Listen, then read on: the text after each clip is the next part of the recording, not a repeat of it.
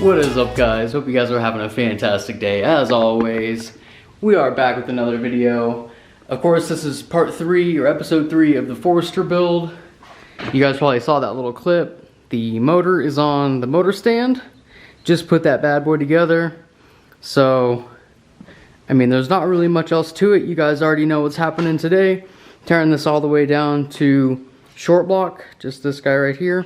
I'm gonna take the heads off and hopefully get them to the machine shop either probably tomorrow. I'll probably end up doing that tomorrow, but I will go ahead and dive right off into it. This should be pretty easy. So I'm gonna do kind of a like an in-depth style on each step that I take on the first head. So the head for the driver's side, and then the second side I'll just do like a time lapse or whatever. It's all pretty straightforward. So let's get right into it, guys. Before we go, just want to show you guys this. The blue is Felpro. Felpro head gaskets, Failpro. Don't use Felpro head gaskets, use OEM every time. Alright, let's get to it. Alright guys, basically first thing I need to do, like I was talking to you guys about the other day, is take this harmonic balancer off. Hopefully it's not seized on there, but if it is, we'll spray it with some PB Blast and get it off. But we're going to use the big impact with a 22 mil socket on it. Now that we got that off, we're just going to kind of wiggle this back and forth. Doesn't feel seized, so that's a good thing.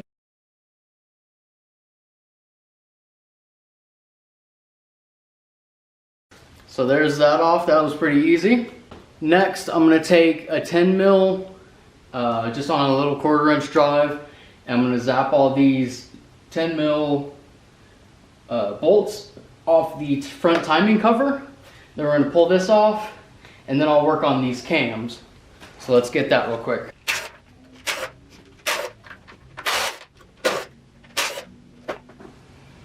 Front timing cover's off. It should just be like 8 10 mil bolts on this one, and then 3 or 4 on each of the side ones. Now that that's off, I'm gonna work on these. So I'm gonna get a 17 mil socket for the big gun.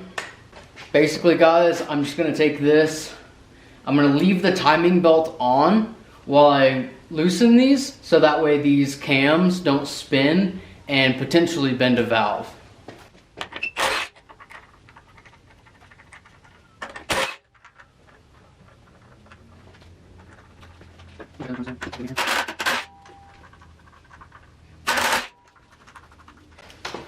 Alright guys, so as you can see there, they came off pretty easily with the 17. Luckily these older EJ motors have the 17 millimeter bolt that goes into these cams. The newer motors have the 10 millimeter hex, and sometimes those can be a real pain in the ass.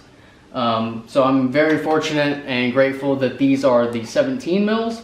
As you guys saw, I screwed them in back in by hand so that it would hold the gears, the cam sprockets in place while I take off the timing belt. That way nothing jumps and potentially bends valves or anything like that. I've never really had any problems with anything like that happening, but you can never be too safe. So next thing I'm going to do is take off these 3 pulleys, and then I'm going to pull the belt off, and then I'll start with this side, but I'll pull the cam sprockets off. So let's go ahead and pull these 3 pulleys off, and then we'll get the belt off. Always make sure, even if you're not keeping or reusing these pulleys, which I would recommend not to reuse them unless they're practically brand new, but always make sure to keep your bolts sorted with each one so that you'll know which one goes back into which pulley when you put the new timing belt kit on.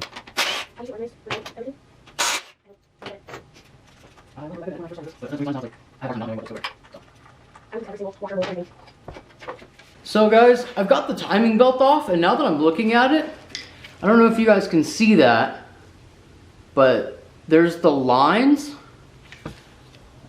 There's one there, and then the name and everything, or the letters and everything, are still very visible. So that tells me that this belt is relatively new. I'm still not going to reuse it just because I want to be safe and I want to have peace of mind for my mom when I rebuild this. But that is one way of basically telling how old the belt is. So that's interesting. Also, I don't know how long it's been sitting, so I'm just not going to reuse this one. But there's that. Put that to the side. And then same thing with these cam sprockets. You should be able to just wiggle it back and forth and it'll come off. Be very careful not to drop it because these are made of some kind of like composite material, and if you drop it, it could shatter very easily or break teeth off or anything like that. So be very careful. Also, if you don't know which ones go where when you go to put it back together, there's a little marking here that says LIN for left intake. Left is always going to be your driver's side. So when you take it off, I personally know where each one of them go just from doing this so many times. But if you don't know where they go when you go to put them back on, each one of them will be marked. This one says left exhaust. You guys probably won't be able to see it on camera, but when you do it yourself, you'll be able to see it. All right, so now that all of that is off, you've got usually 3 10 mil bolts. There's one right here, 10 mil. There's one right here, and there's one right here. I really apologize for the lighting in here, guys. I'm gonna have to get some overhead lighting and camera specific lighting here very soon. Hopefully you guys can see this stuff, but one next to each cam and one on this bracket. So let's get those off. Sometimes this can be a pain in the butt to remove if you don't take this bracket off. I think I'm probably gonna have to take the bracket off anyways to install the new timing tensioner. So let's see if we can get this off easily, and if not, I will just go ahead and take that. Okay. So there's an easy way to do it, guys. You pull it out from the cam and then try and slide it up from behind this bracket. And then there's your first rear timing cover. We'll throw that to the side with all of our other goodies. I would recommend personally taking a bag, a small plastic bag, little sandwich baggies, labeling each one and placing the bolts and nuts from each place that you remove them, so you can keep track of where they go and where they go back into, because these nuts and bolts can be very easy to confuse because they have slightly different lengths in some places, and it's just a big mess. So definitely label them if you're not used to doing this very often. Now that we've got that off, I'm going to take off the filler tube. It's just 3 10mm bolts usually. In this case, it looks like it's only 2. So there's the filler neck off. Next, I'm actually going to take off this breather hose for the PCV system. Sometimes they can be hard and brittle, so what I would recommend doing before you go to pull those off is take a lighter and just use some heat around the edges of it so that it doesn't crack, and you can reuse it when you go to put it back on. These luckily are relatively new. They look like they've been replaced recently, so that's always a good thing. Now that I've got that off, I'm going to, I don't even have to realistically worry about taking this cam position sensor off because it'll come off with the valve cover. So that's actually what I'm going to do next, work on taking the valve cover off. All you need for that is 10mm socket.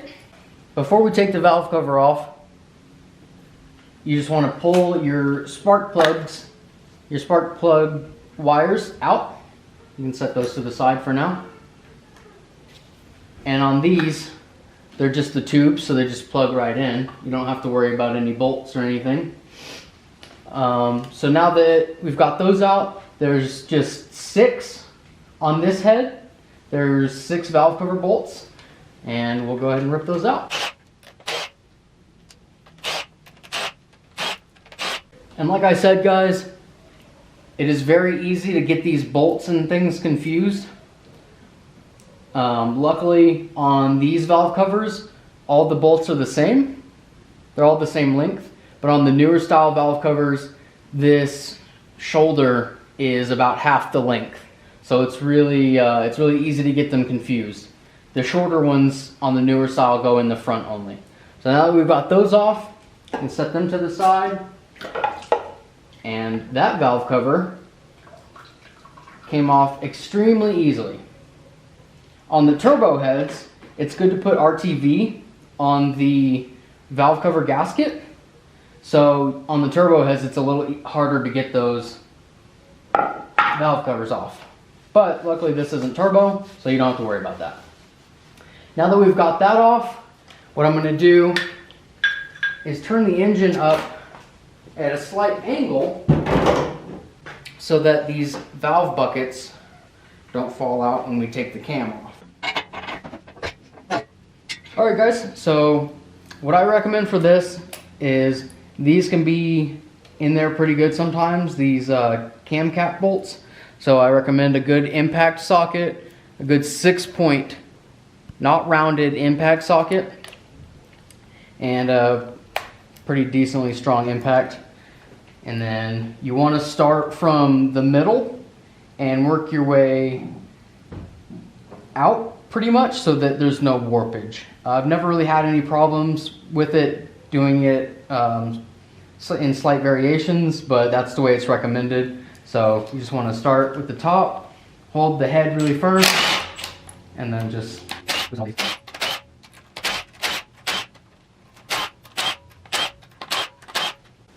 Now that you've got all those loose, you can take them off. As you guys can see, hopefully you guys can see that, but it's labeled right here on the cam cap where it goes. So the first will be the number of the cylinder. So the first number will be what cylinder it is. This cylinder here will be cylinder 2. This one will be 4. Opposite will be 1, and then 3 in the back. So the first number tells you what cylinder it goes on. And then the second letter will be an I or an E, which means intake or exhaust. So if it was an I, then it goes on the intake cam, which is always the top. So make sure to keep those sorted. I always like to keep my bolts with the cam cap. Not really any reason to do it specifically, but that's how I like to do it. Once you've got those off, I like to put mine with my valve cover until I can put everything back into place. Sometimes those cam caps can be, or the cam seals right here, can be kind of sealed pretty good to the cam cap, so you kind of got to give it a little bit of convincing, and it should come right off. These cam seals are trash, so you can just toss those. And then be very careful when pulling out your cams. Don't ever set them directly onto the concrete or anything. Make sure not to scratch them. And here's a good example. You guys can see it's kind of seized in there.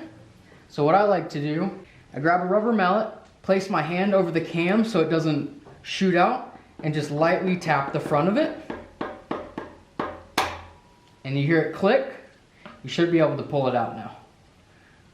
This one still doesn't want to come out, so we'll give it a few more. And you guys can see it came out pretty easily.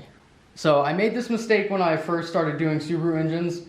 Don't ever pry on your cam with a pry bar up in one direction, because you will break the guides off of your cam. So don't ever pry on it. Just kind of lightly tap it with a rubber mallet to get it unseized. Now that we've got the cams out and the cam carriers and everything, this is where the engine stand comes in super helpful. I have my big impact and a 14mm socket that is 12-point. Alright, so like I said guys, I have a very special 12-point impact socket. It's a 14 millimeter. As you guys can see, it's the 12 point, not a 6 point, because these head bolts are 12 point. So I got the big impact here. 9 times out of 10 this will work, especially on the naturally aspirated heads, because they don't have to be torqued as much as the turbos, but they're old, so we'll see. Hopefully this will take these off. Again, guys, you want to start in the same sequence, or in the reverse sequence, I should say, of how you torque them down. Your torque sequence is always 1, 2, 3, 4, 5, 6. You want to work in a star pattern so that you get your clamping force and your sealing completely even and not warped on one side. So when you're taking these head bolts off, you always want to do it in the reverse order of that, or basically the exact same order that you would put it on.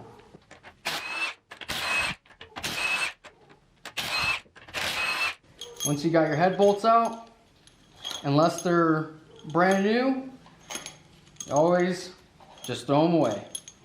They're not exactly torque to yield.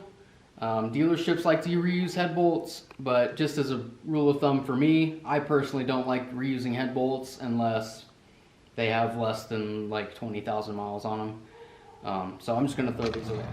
Alright guys, basically same thing with every other thing in this scenario. Don't ever put your stuff directly on the ground or anything hard. I'm going to now just put all this stuff back together by hand. Nothing crazy, nothing special. Gonna set the cams back in their spot, and then I'm gonna stick the cam carriers basically back where they go. Just start everything just a tiny bit. You can zip it down if you want to. Whatever you feel comfortable with. This one goes like that. I like to do this just for the machinists so that they know everything's there, everything's in place. And like I said, guys, we have our cam caps that are labeled. This one is labeled 4I, so it'll be this rear one. It also has an arrow on it that points toward the front of the head that you need to orient forward. So I'm just gonna start all these back just a little bit. That one's 2I with the arrow forward. This one is 2E, arrow forward. And then last but not least, 4E for exhaust. Exhaust is always on the bottom, intake is always on the top. And then I'm just gonna set this valve cover back on it lightly. That's that, guys. The first head is off in the truck, ready to be dropped off. Let's go in there, get the other head off. I'll do a quick time lapse. But now that you guys know how to do it, hopefully this video helped you guys. Let me know down in the comments if there's anything that I missed or any tips or tricks that you guys might be curious about. I'd be happy to answer it all. But for now, let's time lapse this second head, and we'll go from there. So I'll see you guys in a bit.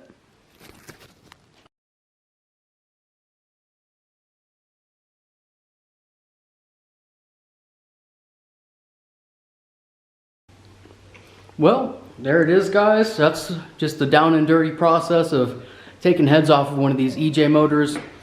They're all relatively the same. If you're even somewhat mechanically inclined, you can probably figure it out no matter what motor it is. This one particularly was the EJ25D. Naturally aspirated, dual overhead cam, all that good stuff. So there it is, all the way down to short block. Heads are in the back of my Jeep out there. I think tomorrow, sometime during work, probably during my lunch break, I'm gonna go take them to the machine shop and drop them off, get them resurfaced and cleaned. Then we will come back. I will order all the stuff tomorrow. Should be in within the day or two, as far as gaskets and seals and everything like that. Then we will get those heads back probably in a couple days, slap them back on this bad boy, When I get the heads back, if you guys want another video similar to this, I will show a video, basically reverse process of me slapping the heads back on and throwing the motor back in the car. So if you guys want to see that, definitely comment, like the video, let me know what you thought. If you have any questions, definitely let me know, guys. I'd be happy to answer them. I do this every single day, so super fun for me, really enjoyable, and I'm happy that I'm going to be able to give my mom a reliable car. But that's going to do it for today, guys. I really appreciate y'all watching. Hopefully you guys found this video helpful. If you did, definitely subscribe to the channel, because I will have tons more tutorials type videos in the future. If not, let me know what I did wrong. But that's going to do it, guys. Appreciate y'all watching. Have a good day. We'll see you in the next video. Peace.